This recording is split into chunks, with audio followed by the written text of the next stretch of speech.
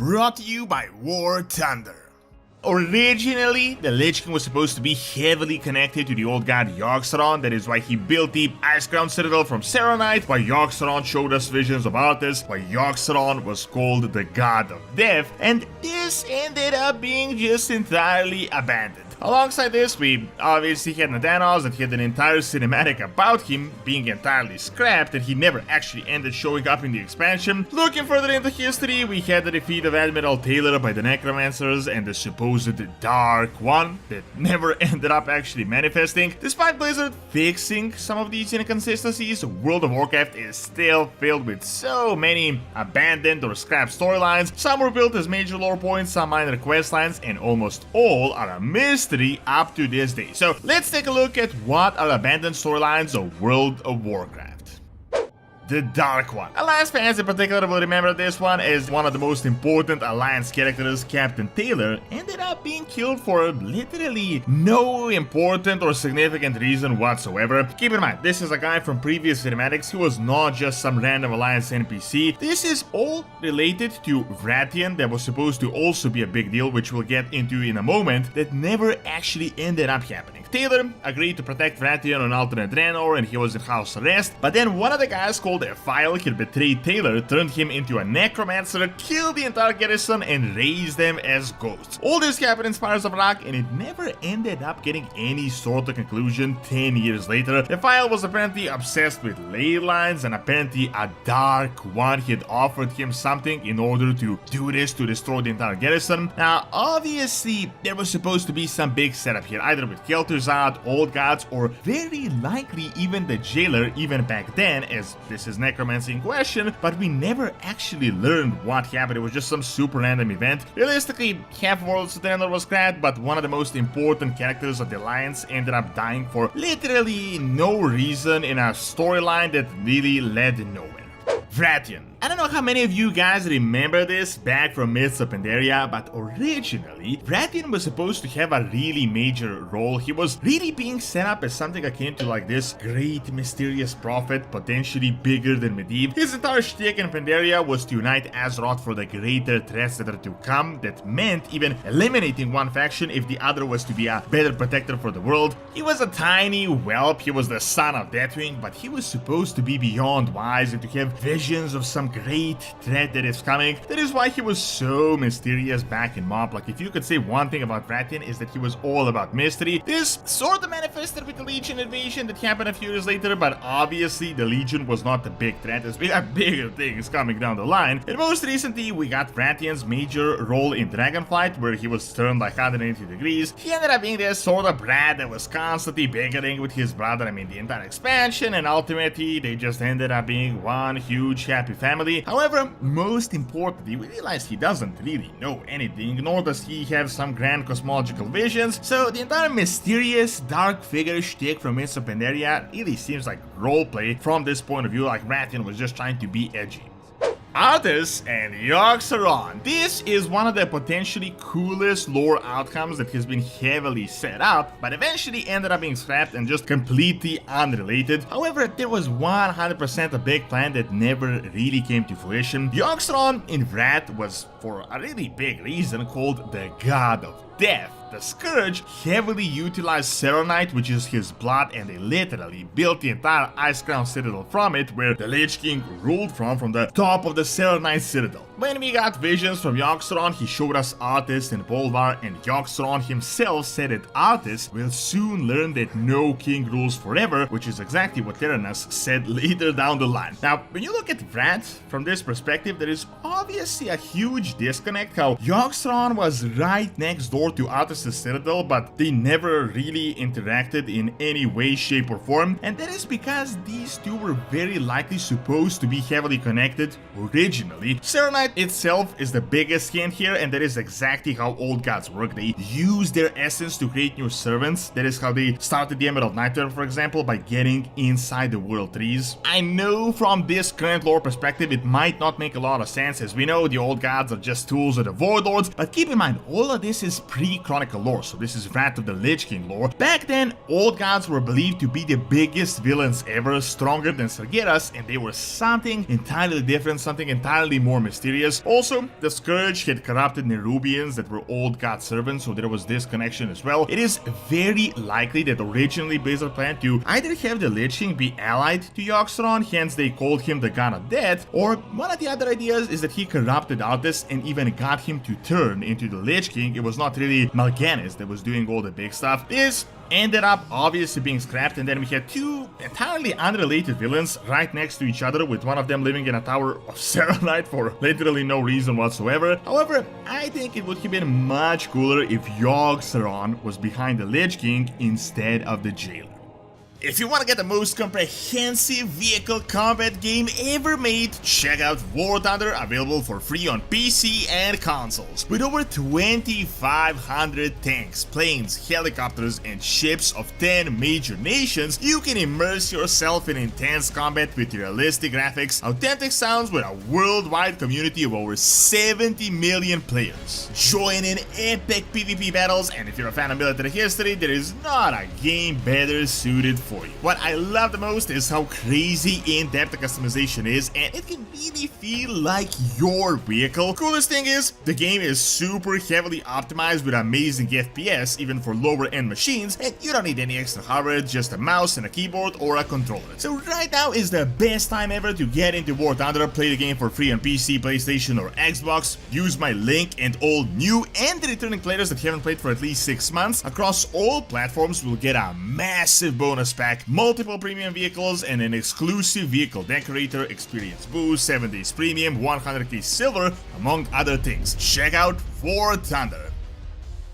Maldraxxus. This is just one of those Shadowlands things, but originally it really seemed like there is something much bigger beyond Maldraxxus than just being a simple zone. One of the popular theories was that it was actually a being, some gigantic undead being. There was an entire zone and we were like walking on this dead undead being. The reason people thought this was actually pretty legit. I mean, Primus was said to have conquered Maldraxxus, and it was referred to as the Maldraxxus, as in an entity, not a zone. So it wasn't called Maldraxxus, it was called the Maldraxxus. Furthermore, you had those giant warts and hair growing all over the place and constantly growing, which really gave into the theory that this is not a regular zone. Well, this ended up being a whole lot of hot air and nothing was ever followed up on this, but it is very likely that originally they intended to do something big with Maldraxxus here. Another huge inconsistency also related to Maldraxxus is that it was said that the Scourge took over the architecture from Maldraxxus, which is how they got the ziggurat, the necropolis, and such, but originally it was said that the Scourge had appropriated the Nerubian architecture, and as you may know, Nerubians are old god minions related to the Void Realm, so literally zero connection to Maldraxxus, so just one of those Shadowlands things.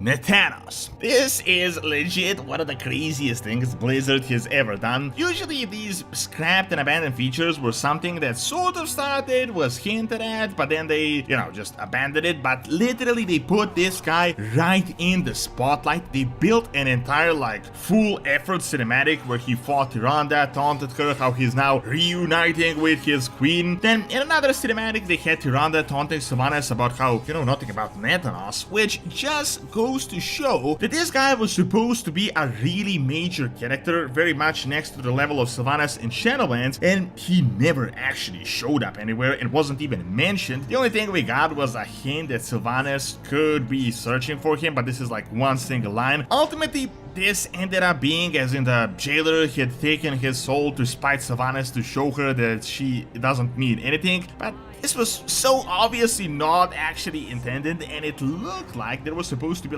2 more patches to the Shadowlands storyline, which is why it ended up being such a disaster. Recently, Blizzard had actually for the first time ever acknowledged that Shadowlands was bad, the story in particular. Very likely we will get some quest text in the future or some tiny hint whatever ended up happening to Nathanos, but we will never learn about what the major storyline was supposed to be originally intended for him in the Shadowlands. Neptulon. This is one of the most iconic abandoned storylines all the way back from Cataclysm. So we had Neptulon on our side as the Naga were invading his domain, and then Ozomat, the gigantic kraken, came in and Neptulon had retreated to his domain and the fight continued in the elemental plane. Then, as we defended him from the faceless ones, Ozomat had returned and he just kinda yoinked Neptulon away, and he has been missing ever since. Originally, this was meant to be a raid that would conclude his storyline, but eventually the guy just appeared without any context later down the Legion and nothing really came out of it. Most recently in Dragonflight, some of this was kinda updated in the Mythic version as Ozomat is defeated and we kinda see what happened to Neptulon. However, despite a decent update, a pretty big storyline as well as a whole instance was abandoned back in Cataclysm. Original Jailer. So this is one of the most blatant abandoned storylines and retcons that had engulfed the entirety of Shadowlands. This is kind of the theme of the entire expansion. In fact, Blizzard recently came out, as I said, and outlined the big mistakes they made with the Shadowlands, with the Jailer's lack of development being one of the biggest ones, if not the biggest one. Now, you might have noticed this in the original Shadowlands cinematic, where Sylvanas rose up, she kind of flew up into the sky, and behind her was the Jailer, who kind of looked like a mix between a necromancer and a Nubarak, like very Nerubian looking, an entirely different figure in the background than what he ended up being in any of his later forms. Keep in mind, Blizzard has actually built this model for this figure and never actually ended up using it. While aesthetically not really a big deal, it just goes to show that the original plans for the Jailer were something entirely different than what he actually ended up being. In fact, most people didn't really have an issue with the Jailer as a figure originally, but how his storyline ultimately ended. The interesting theory is that Primus could be the real bad guy, but ultimately I think this is just a case of them switching everything and abandoning the original plans mid-expansion. Vials of Eternity. I somehow feel like this is going to be a huge plot point for the World Soul Saga, as this is really a mystery up to this day. So you might remember that the Night Elves really hated Illidan, like they hated him so much for quite a while, hence they imprisoned him for 10,000 years, and one of the things he did was that he had essentially recovered the Well of Eternity, which from this point of view doesn't seem that evil after all. I mean, it actually seems like a good thing. Before the original well was destroyed in the Sundering, Illidan had taken 7 vials and he had immediately used 3 to create a new mini Well of Eternity in Hyjal, which ultimately ended up being where the World Tree was blessed by the aspects. Then, one of the vials was taken by the Highborn, who had ventured to the Eastern Kingdoms, and they used this vial to power up the Sunwell. This is the way it worked for thousands of years. The Sunwell was essentially like a mini Well of Eternity, and then Arthas had destroyed it, and most recently the Sunwell was brought to life by Naru power, so it is entirely different now. However, 2 vials were given to Keltas and Vash, and the players had managed to recover it, and it is now with the Bronze Dragonflight, and this now leaves us with 6 vials out of the 7. The 7th vial was never actually officially talked about. The biggest speculation, something people have believed, is that it was used in the Black Temple, but that is really, as I said, a speculation. Aside from this, we got 1 probably hidden and 2 unused ones with the dragons that are obviously relevant right now. This has realistically been a mystery for at least 15 years, but I feel like soon something could be happening with this. We're very likely getting the return of Illidan in the World Soul Saga. Sunwell is going to be so relevant in Midnight. The Well of Eternity was related to the World Soul. It is the blood of the World Soul, and so are the vials. So I feel like we may be mobilizing these vials once again.